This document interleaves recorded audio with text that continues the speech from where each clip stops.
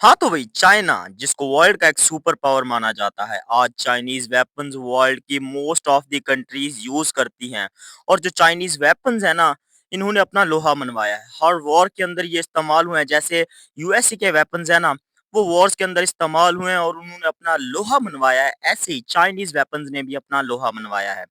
China आज ऐसी-ऐसी inventions कर रहा है मिलिट्री के अंदर भी और अलग-अलग सेक्टर्स के अंदर भी, लेकिन जो मिलिट्री के अंदर चाइना कर रहा है ना, वो करना हर कंट्री के बस की बात नहीं है। यूएसए को एक सुपर पावर माना जाता है। कहा जाता है कि यूएसए से बड़ा कोई ऐसा समझो कोई राजा ही नहीं है, कोई किंग ही नहीं है मिलिट्री के मामले में। वैसे तो यूएसए की जीडीपी भी दुनिया मानती है कि यूएसए की जीडीपी जो है ना, उसको अभी टक्कर देना किसी कंट्री के बस की बात नहीं है। लेकिन मैं कहूँगा कि China most of the countries को ऐसा लगता है कि चाइना भी यूएसए को कम्पीट नहीं कर पाएगा इन मिलिट्री कैपेबिलिटीज़, लेकिन मुझे लगता है कि चाइना जीडीपी वाइज़ और मिलिट्री कैपेबिलिटीज़ वाइज़ और डिफेंस बजट तो आप यूएसए का जानते ही होंगे। कितना ह्यूज बजट है यूएसए का डिफेंस के अंदर, डिफेंस सेक्टर के अंदर। लेकिन मैं कहता हूँ हर सेक्टर के अंदर चाइना जो है, वो यूएसए को भी पीछे छोड़ देगा और वर्ल्ड की मोस्ट ऑफ द कंट्रीज़ सबको पीछे छोड़ देगा। ऐसा मैं क्यों कह रहा हूँ? क्योंकि चाइना ऐसी-ऐसी इन्वेंशंस कर रहा है और उसकी एक्सपोर्ट्स तो आप जानते ही होंगे। आज मैं बोलता हूँ वर्ल्ड की कौन-सी ऐसी कंट्री है जो चाइनीज़ चीज़ों का इस्तेमाल नहीं करती? चाइना से इम्पोर्ट चीज़ें नहीं करती, आज ऐसी वर्ल्ड की कौन-सी कंट्री है? हर कंट्री चाइनीज़ चीज़ों का इस्तेमाल करती है और ऐसे ही चाइनीज़ वेपन्स हैं। लेकिन अब हुआ क्या है? मेन हम अभी अपने टॉपिक पे एक बार आते हैं। ज़ुहाई एयर शो हुआ था चाइना के एक शहर ज़ुहाई के अंदर, जिसको ज़ुहाई एयर शो भी कहा जाता है। उसके अंदर चाइना ने अपना अनवेल किया था नेक्स्ट जनरेशन, नेक्स्ट नहीं कहूँगा इसको मैं, 5th जनरेशन, ये 5th है। नेक्स्ट जनरेशन तो वो फिर उसको 6th जनरेशन को भी कहा जा सकता है और 7th जनरेशन को भी कहा जा सकता है, लेकिन ये नेक्स्ट नहीं, ये है 5th जनरेशन। अब इसका नाम था जे-35A। ये बेसिकली चाइना का second stealthy 5th generation aircraft था। चाइना इससे पहले बना चुका था अपना जे-20 5th जनरेशन स्टेल्थी एयरक्राफ्ट और इस टाइम पर चाइना के पास जे-20 के 300 जो यूनिट्स हैं वो अपनी मिलिट्री के अंदर मौजूद है और वो सर्विस दे रही हैं। अब ऐसे ही चाइना ने अनवेल किया था ज़ुहाई एयर शो के अंदर अपना second 5th generation stealth aircraft, जिसका नाम रखा था जे-35A। बेसिकली पहले इसका नाम था एफसी-35। आपने बहुत सी न्यूज़ और आर्टिकल्स के अंदर पढ़ा भी होगा। पहले ये इतना मशहूर नहीं था। मैं आपको एक छोटी-सी ऐसा समझ लो चुटकुला बता देता हूँ। पहले ये एयरक्राफ्ट इतना मशहूर नहीं था, लेकिन जब से पाकिस्तान के air chief marshal Zaheer Ahmed Babar ने कहा था कि हम Chinese made second 5th generation aircraft, जिसका नाम पहले था एफसी-35, वो हम एक्वायर करेंगे, अपनी मिलिट्री के अंदर उसको शामिल करेंगे, चाइना से परचेज़ करेंगे। तो इस एयरक्राफ्ट की जो न्यूज़ है ना और इस एयरक्राफ्ट के बनने की जो खबर है, वो इतनी तेज़ी से आग की तरह, जैसे आग ना जंगल के अंदर आग फैलती है, उसी तरह से इसकी जो न्यूज़ है, इसकी फ़ोटोज़ है, इसकी जो आर्टिकल्स वगैरह सारा कुछ ऐसे वायरल हो गया, ऐसा समझ लो बूस्ट मिल गया उन चीज़ों को। जब ज़हीर अहमद बाबर ने ये न्यूज़ दी थी पब्लिक को कि हम जो है वो एफसी-35, जिसका नाम था सेकंड 5th जनरेशन चाइना का एयरक्राफ्ट, उसको बाय करेंगे। अब हुआ ये है कि ज़ुहाई एयर शो के अंदर चाइना ने अनवेल कर दिया था अपना सेकंड 5th जनरेशन जे-35A, इसका नाम बदल कर रख दिया गया था। अब पाकिस्तान ने तो लेना था ना चाइना से 5th जनरेशन। अब पाकिस्तान ने सीधा-सीधा उसके बाद जब अनवेल भी कर दिया गया था, उसके बाद पाकिस्तान ने कहा था कि हम अपनी बात पर कायम हैं और हम चाइना से जो है वो ये जे-35A stealthy aircraft 5th generation stealthy aircraft जो है वो एक्वायर करेंगे, उससे परचेज़ करेंगे। अब हुआ क्या है, पहले ये पाकिस्तान के लोग कह रहे थे और पाकिस्तान की गवर्नमेंट जो उनके एयर चीफ मार्शल हैं, वो भी हमारे कह रहे थे कि हम जो चाइनीज़ मेड है 5th जनरेशन एयरक्राफ्ट खरीदेंगे।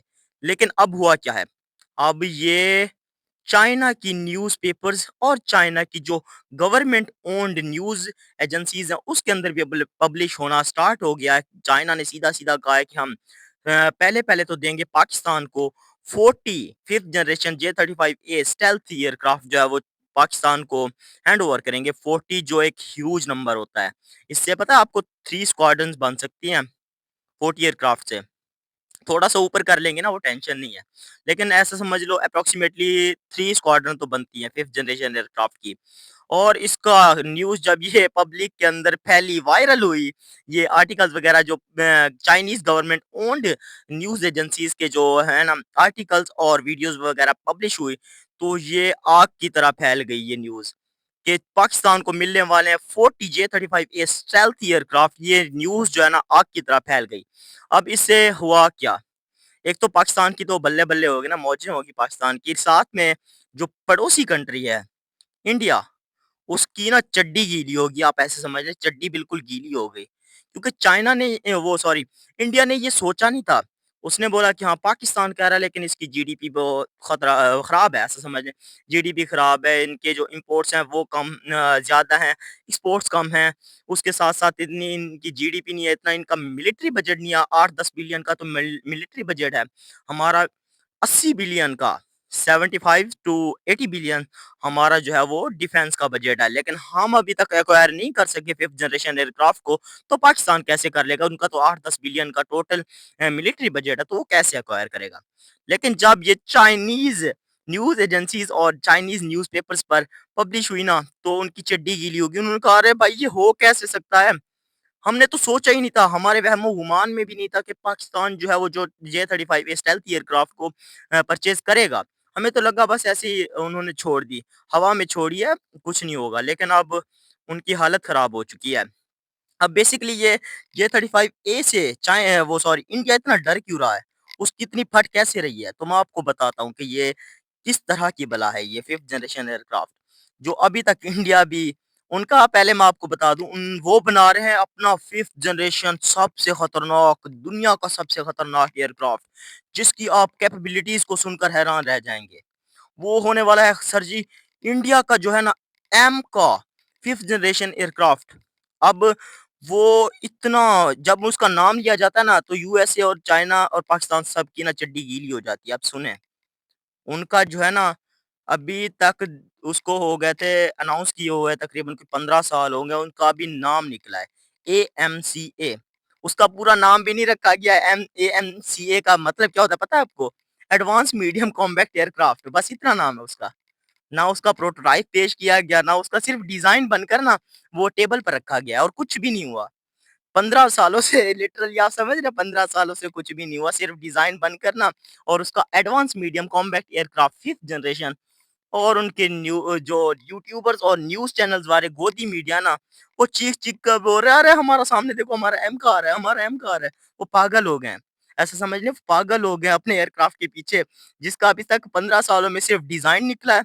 मैं बोलता हूँ 20 अगले 20 सालों में उसका प्रोटोटाइप निकलेगा और अगले कोई 100-200 सालों में वो बनकर तैयार होगा और 5-600 सालों के अंदर जाकर ना वो प्रोडक्शन लाइन पर होगा और कोई 1-2 हज़ार साल बाद वो इनकी मिलिट्री के अंदर एक्वायर किया जाएगा। ख़ैर छोड़ो ये थी हमारी फ़नी बातें जो मैंने आपको बतानी थी। अब ये J-35A स्टेल्थ एयरक्राफ्ट का मसला क्या है? मसला नहीं, इसकी ख़ासूसियात क्या हैं, इसकी स्पेसिफ़िकेशंस क्या हैं, तो वो आपको बताता हूँ। तो इसकी मेन जो स्पेसिफिकेशंस है वो ये है कि ये स्टेल्थ एयरक्राफ्ट है। बेसिकली ये कोई सुपरसोनिक एयरक्राफ्ट नहीं है या ये कोई द 2-300 मिसाइल्स कैरी नहीं कर सकता, ना कोई 2-3 हज़ार बॉम्ब्स कैरी कर सकता है, नहीं। ये होता है सिर्फ़ इसकी 5th जनरेशन की ना होती है ये कि ये इस थोड़ी-सी स्पीड के अंदर थोड़ा-सा बस इतना नहीं 100-200 किलोमीटर पर आवर की स्पीड का मसला होता है, ब वो फ़र्क होता है। इसके अंदर कोई ज़्यादा वो कुछ नहीं होता कि ज़्यादा मिसाइल्स वगैरह या ज़्यादा कुछ और कैरी नहीं कर सकता। इसका मेन जो स्पेसिफिकेशन इसकी है ना, वो ये है इसकी खसूसियात एक है कि ये स्टेल्थी है। अब ये स्टेल्थी होता क्या है? तो मैं आपको बेसिकली समझा देता हूँ कि ये स्टेल्थी होता क्या है, ये क्या चीज़ है? तो जब एक एयरक्राफ्ट मैं आपको 4th जनरेशन और 5th जनरेशन स्टेल्थ एयरक्राफ्ट के अंदर एक फ़र्क समझाता हूँ। एक जा रहा है 4th जनरेशन और एक जा रहा है 5th जनरेशन J-35A। अब जो 4th जनरेशन है ना, जब वो एनिमी के कंट्री के अंदर दाखिल होगा और जो एनिमी है ना, वो उसका रेडार देखेगा तो 4th जनरेशन जो एयरक्राफ्ट है ना, जैसे आप समझ लें ना इनका 4.5 जनरेशन का राफ़ेल समझ लें। जब ये एनिमी मतलब कि पाकिस्तान के अंदर आएगा ना, तो पाकिस्तान के रेडार्स जो हैं वो इसको कैप्चर कर लेंगे, इसको देख लेंगे और सीधा से एक मिसाइल जो है वो फायर की जाएगी एयर डिफेंस सिस्टम के थ्रू।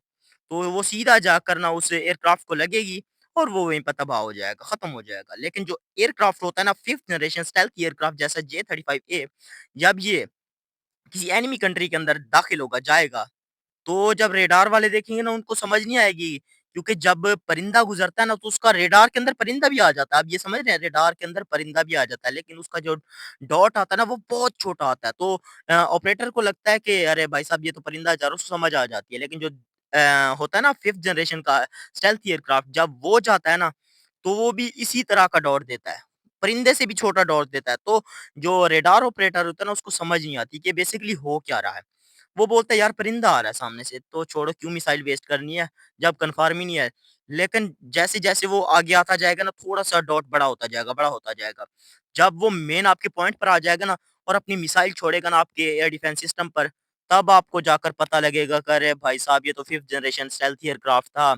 हमें तो पता ही नहीं चला, मुझे लगा ये परिंदा था, उसको ऐसा लगेगा। तो यही सारा मसला होता है, वो सॉरी स्पेसिफ़िकेशंस होती हैं, ख़ासूसियात होती हैं, सॉरी F-35 मैं भूल गया, ये तो अमेरिकन मेड है ना। वो J-35A और इनके लोकल एयरक्राफ्ट्स की। तो आगे देखते हैं होता क्या है, पाकिस्तान को कब तक ये डिलीवर किया जाता है। कहा जाता है कि अगले 2 सालों के अंदर 40 जो J-35A है ना, वो पाकिस्तान को डिलीवर कर दिए जाएँगे। लेकिन देखना पड़ेगा ना, कन्फर्म नहीं है। कोई कसम तो नहीं है ना? देखते हैं कब मिलता है, जब भी मिलता है मैं आपको आगाह कर दूँगा इसके बारे में कि क्या हो रहा है, क्या नहीं हो रहा। तब तक अगर आप मेरे चैनल पर नए हैं तो चैनल को कर लीजिए सब्सक्राइब, बेल को कर लीजिए ऑल पे सेट। मिलते हैं आपको नेक्स्ट वीडियो में, तब तक के लिए टाटा, गुड बाय।